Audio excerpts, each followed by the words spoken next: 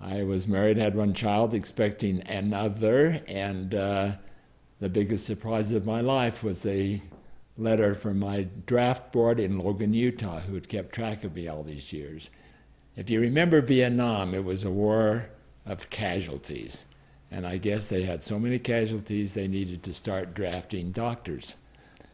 I had no idea what to expect. I expected that there'd be a lot of time in the operating room, which is not where I spend my time, but I was amazed at the amount of disease that there was to take care of, serious malaria, overweight, overstressed Air Force sergeants with heart attacks, bleeding ulcers, and then the usual other tropical diseases, dengue fever, yellow fever, all of those things we had the opportunity to see a lot of. Most of it was just casualties of war. Vietnam was a terrible war. There were a couple of very extensive battles fought while I was there that became rather famous. One was the Tet Offensive. That was a heavy war.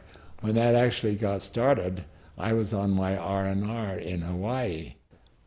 So they loaded us into a plane and they drove us back to the Da Nang Air Force Base, which was under fire. They did not stop the plane. We were told to jump off the runway, run to a foxhole, which was on the side of the road, and stay under there until the battle was over. Our luggage was dropped off at the end of the runway, just in one big heap. Well, we had a missionary program going in Vietnam.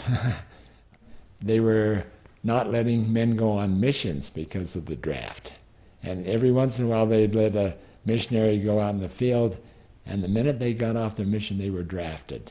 And so we had a lot of foot soldiers who were returned missionaries.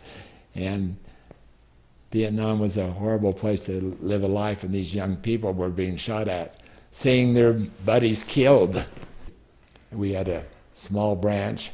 Our branch leader was the company commander, tough guy, and when we talked to these military men, we had a lot of straightening out to do before they could ever think of joining the church. But this company commander, who was tough, got a hold of them, and so we had baptisms there. But that's very important for us to realize that that was going on at the time.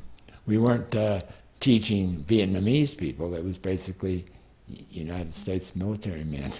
And the referral system worked because these returned missionaries who had been drafted were still missionaries. It's a great experience.